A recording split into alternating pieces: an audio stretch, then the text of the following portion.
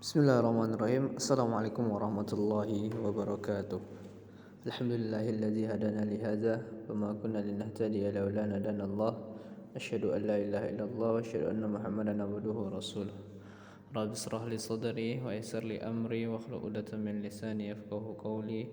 Allahumma zidna 'ilman warzuqna fahman. Allahumma la sahla illa ma ja'altahu sahla wa anta taj'alul hasna idza syi'ta sahla. Puji syukur kita ucapkan kepada Allah Subhanahu wa taala. Alhamdulillah Allah masih memberikan kita kesehatan dan kenikmatan sehingga kita masih bisa merasakan nikmat yang telah diberikan oleh Allah Azza wa Jalla pada saat ini juga. Dan salawat dan salam tak lupa kita ucapkan pada Nabi kita Nabi Muhammad sallallahu alaihi wasallam dengan mengucapkan Allahumma shalli ala Muhammad wa ala ali Muhammad. Baiklah anak ustaz semuanya, apa kabar anda ustaz semuanya? Semoga anak ustaz semuanya dalam keadaan sehat selalu dan selalu dalam lindungan Allah Subhanahu wa taala. Baiklah, kembali lagi kita bertemu di pertemuan di hari Jumat dalam pembelajaran SKI. Insyaallah pada hari ini kita akan masuk ke bab 7 dalam judul besar Fathu Mekah atau penaklukan kota Mekah, ya. Arti fathu di sini ialah penaklukan. Sebelumnya kita sudah mempelajari tentang perjanjian Hudaybiyah, dan di sana mereka sudah membuat perjanjian, ya. Mereka sudah sepakat antara kaum muslimin dan kaum kafir Quraisy untuk membuat perjanjian, dan perjanjian tersebut dinamakan perjanjian Hudaybiyah. Dan sekarang kita akan mempelajari tentang Fathu Mekah atau penaklukan kota Mekah pada tahun 8 Hijriah. Poin yang pertama yang harus anak ustaz ketahui ialah sebab penaklukan kota Mekah. Dalam perjanjian Hudaybiyah disebutkan bahwa kaum muslimin dan Quraisy bersepakat untuk melakukan gencatan senjata selama 10 tahun. Jadi di dalam perjanjian Hudaybiyah mereka sudah sepakat agar melakukan gencatan senjata selama 10 tahun. Dan dalam arti kata mereka tidak boleh berperang, ya, tidak boleh saling membunuh, saling memerangi selama 10 tahun. Tetapi selang 2 tahun, tepatnya pada tahun 8 Hijriah, pada tahun ke-8, Bani Bakar, yang Bani Bakar di sini ialah mereka sekutunya kaum kafir Quraisy, ya, mereka mendukung kafir Quraisy. Jadi Bani Bakar yang didukung oleh kafir Quraisy melakukan penyerangan terhadap kabilah Khuza'ah. Jadi kabilah Khuza'ah di sini mereka bersekutu dengan kaum muslimin, ya. Mereka mendukung kaum muslimin. Jadi kabilah Khuza'ah diserang oleh Bani Bakar yang merupakan sekutu kaum muslimin. Jadi di sini jelas sebuah pengkhianatan terhadap kaum kafir Quraisy dan Bani Bakar yang menyerang kabilah Khuza'ah, ya. Sedangkan mereka sudah bersepakat agar melakukan gencatan senjata selama 10 tahun lamanya. Dan poin selanjutnya ialah keberangkatan kaum muslimin menuju Mekah. Setelah terjadi peristiwa itu, beberapa orang dari kabilah Khuza'ah menghadap Rasulullah SAW di Madinah. Mereka mengabarkan tentang pengkhianatan yang dilakukan oleh Bani Bakar yang didukung oleh kafir Quraisy. Kebenaran pengkhianatan Quraisy diperkuat dengan kedatangan Abu Sufyan. Pada waktu itu ia mengajar Rasulullah SAW untuk memperbarui perjanjian tersebut. Namun ajakan itu tidak ditangkapi oleh beliau SAW. Akhirnya Abu Sufyan pun pulang ke Makkah dengan tangan kosong, karena ketika dia datang sudah memberitahu Rasulullah SAW agar untuk memperbarui perjanjian tersebut. Akan tetapi Rasulullah menolaknya, dan dia pun balik ke Makkah dengan tangan kosong. Maksud tangan kosong dia tidak ada membawa apa-apa atau tidak membawa hasil. Mengetahui kejadian ini, Rasulullah SAW memerintahkan kaum muslimin untuk bersiap-siap dan memberitahukan mereka tentang keberangkatan mereka untuk menuju Mekah.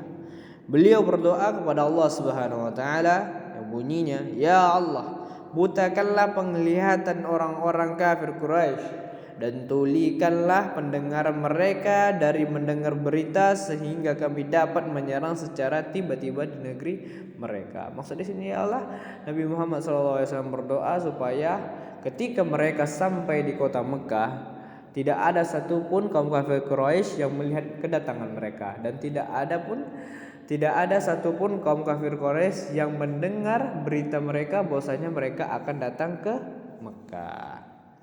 Jadi Rasulullah SAW bersama 10.000 pasukan bergerak dari Madinah menuju Mekah, dan beliau pun menunjuk Abu Raham Al-Ghifari sebagai penguasa sementara di kota Madinah. Jadi Abu Raham Al-Ghifari lah yang mengurus kota Madinah di saat keberangkatan Rasulullah SAW menuju Mekah. Persiapan ini dilakukan dengan sangat rahasia agar tidak diketahui oleh orang-orang kafir Quraisy. Dan poin selanjutnya yang kita pelajari proses masuk Islamnya Abu Sufyan. Orang-orang Quraisy dalam keadaan selalu siaga, dan mereka selalu siaga terhadap kaum muslimin. Mereka dihinggapi rasa takut yang kuat. Abu Sufyan pun keluar untuk mencari informasi. Di perjalanan ia bertemu dengan Al-Abbas. Siapa itu anak Ustaz Al-Abbas? Al-Abbas ialah paman Rasulullah SAW yang sedang mendaiki keledai. Al-Abbas pun mengajaknya menghadap Rasulullah SAW. Sesampainya di sana, beliau menawarkan Islam kepadanya. Lalu ia pun mengucapkan kalimat syahadat dan masuk Islam. Alhamdulillah. Selanjutnya Al-Abbas berkata, "Wahai Rasulullah, sesungguhnya Abu Sufyan adalah orang yang gemar berbangga-bangga, maka jadikan untuknya sesuatu." Beliau menjawab, "Baiklah. Barang siapa yang masuk rumah Abu Sufyan, maka ia aman. Dan yang menutup pintu rumahnya, maka ia aman. Dan yang masuk Masjidil Haram, maka ia pun aman." Ini rumah Abu Sufyan ini berada di kota Mekah ya. Jadi siapa aja yang masuk ke dalam rumah Abu Sufyan, maka ia aman. Dan yang menutup pintu-pintu rumahnya, maka ia aman. Dan yang masuk Masjidil Haram pun dan maka ia aman. Dan selanjutnya ialah pasukan Islam memasuki kota Mekah. Dan Rasulullah SAW memasuki kota Mekah dengan menundukkan kepala sebagai bentuk tunduk kepada Allah dan rasa syukur atas pertolongannya. Beliau memerintahkan para pasukan untuk tidak memerangi siapapun kecuali mereka yang melakukan perlawanan. Jadi Nabi Muhammad SAW memerintahkan kepada pasukannya agar tidak memerangi orang yang tidak memeranginya, kecuali mereka yang memerangi duluan. Dan di sana beliau membagi-bagi pasukannya. Khalid bin Walid mendapatkan tugas di sayap kanan yang masuk Mekah dari arah dataran rendah, sedangkan Zubair bin Awam ditugaskan sebagai di bagian kiri ya, ia masuk Mekah dari arah dataran tinggi. Dan poin selanjutnya ialah keadaan penduduk Mekah saat mengetahui kedatangan kaum muslimin. Melihat kedatangan pasukan kaum muslimin yang begitu banyak, orang-orang Quraisy pun berhamburan ya. Mereka pergi ke sana sendiri dan kabur ya, ketakutan. Dan Abu Sufyan pun berteriak, "Wahai kaum Quraisy, Muhammad telah datang membawa pasukan yang tidak bisa kalian tandingi. Karena itu siapa saja yang masuk rumah Abu Sufyan, maka ia aman." Nah, ini perkataan Rasulullah SAW tadi yang disampaikan oleh Abu Sufyan. Barang siapa yang menutup pintu rumah, maka ia aman. Dan barang siapa yang masuk masjid, maka ia aman. Orang-orang pun berpencar menuju rumah masing-masing, sebagian lagi menuju masjid. Dan tidak ada seorang musyrik pun yang bertemu dengan Khalid dan bala tentaranya untuk menyerang, melainkan akan dibunuhnya ya. Jadi tidak ada satupun yang berani menemui Khalid dengan bala tentaranya. Khalid pun datang dengan menyisir kota Mekah hingga menemui Rasulullah SAW di Safa. Dan poin selanjutnya ialah Rasulullah SAW memasuki Masjidil Haram. Rasulullah SAW masuk Masjidil Haram, beliau menuju Hajar Aswad dan mengusapnya. Kemudian beliau tawaf mengelilingi Ka'bah sambil memegang busur panah, sambil bersiaga ya. Jadi di saat Rasulullah SAW tawaf, dia memegang busur panah biar waspada, karena keadaan tidak tahu, mana tahu ada yang menyerang kan, Rasulullah akan siap untuk menyerangnya kembali. Beliau SAW menghancurkan berhala-berhala tersebut tanpa tersisa.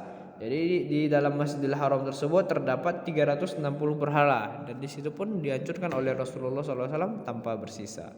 Seraya membaca firman Allah, "Wa qul ja'al haqq wa zahaqal batil, innal batila kana zahuqa." Dan yang artinya, dan katakanlah yang benar telah datang dan yang batil telah lenyap. Sesungguhnya yang batil itu adalah sesuatu yang pasti lenyap. Yang batil itu adalah perbuatan yang keji ya. Dan firman Allah selanjutnya, "Qul ja'al haqqu wa ma yubdi'ul batil wa ma yu'id."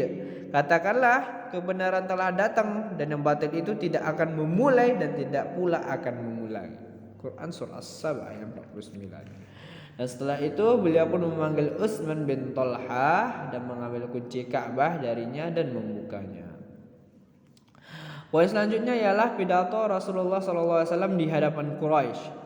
Rasulullah SAW salat di dalam Masjidil Haram. Setelah selesai beliau berpidato di hadapan orang-orang Quraisy yang menunggu keputusan beliau terhadap mereka, beliau bersabda, "Tiada Tuhan yang berhak disembah selain Allah. Tiada sekutu baginya, yang telah membenarkan janjinya, menolong hambanya, dan dia sendiri yang mengalahkan musuh-musuhnya."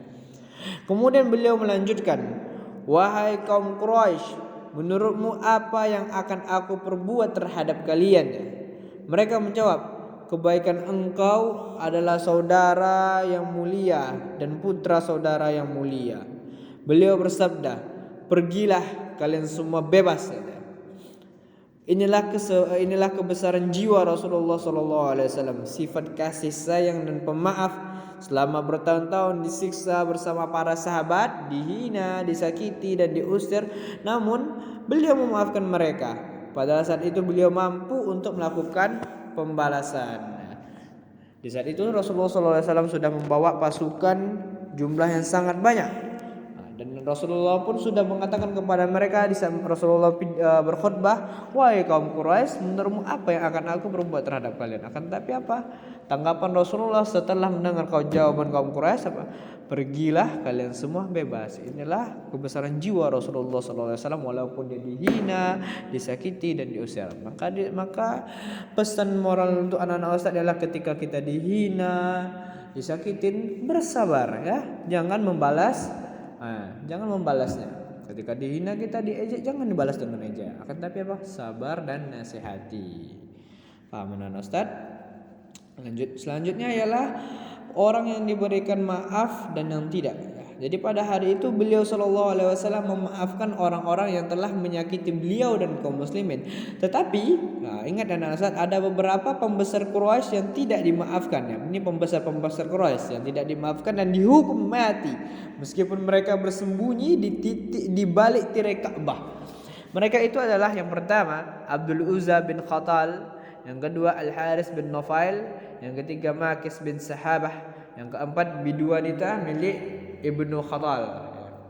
Sedangkan yang masuk Islam dan yang bertobat yang dimaafkan adalah yang pertama Abdullah bin Ibnu Sa'ad bin Abu Sarah, dia telah masuk Islam. Yang kedua Ikrimah bin Abu Jahal, yang ketiga Hubar bin Al-Aswad, yang keempat Sarah, budak milik salah seorang Bani Abdul Muttalib. Poin yang terakhir ialah dampak positif setelah Fathu Mekah.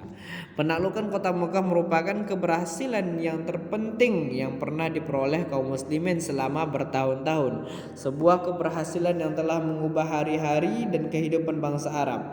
Oleh sebab itu, ketundukan kaum kafir Quraisy dianggap sebagai kesudahan bagi agama paganis atau penyembah kepada berhala, paganis. Yang berada di semenanjung Jazirah Arab. Setelah itu penduduk Makkah masuk ke dalam agama Islam secara berbondong-bondong. Nah, itulah yang dimaksudkan dengan cerita dari Fathu Mekah. Jadi yang perlu Anda usah ketahui ialah Fathu Mekah atau pembukaan kota oleh kaum muslimin setelah lama ditinggalkan. Itu yang dimasukkan oleh Fathu Mekah. Dan kaum muslimin pun memasuki kota Mekah dalam jumlah yang sangat besar, mudah tanpa perlawanan yang berarti sehingga meraih kemenangan. Nah, berakhirlah pembelajaran kita pada hari ini mengenai tentang Fathu Mekah atau penaklukan kota Mekah. Jadi pada akhirnya kaum muslimin pun sangat mudah untuk memasuki kota Mekah, dan orang-orang kafir Quraisy pun dan orang-orang yang bukan muslim atau non muslim sangat banyak memasuki Islam setelah terjadinya Fathu Mekah. Mudah-mudahan ilmu ini bermanfaat untuk anak-anak Ustadz. Kalau ada yang kurang paham boleh ditanyakan langsung ke WA pribadi Ustadz. Kalau gitu Ustadz tutup dengan membaca doa kafaratul majelis. Subhanakallahumma wa bihamdika asyhadu an la ilaha illa anta astaghfiruka wa atubu ilaika. Assalamualaikum warahmatullahi wabarakatuh.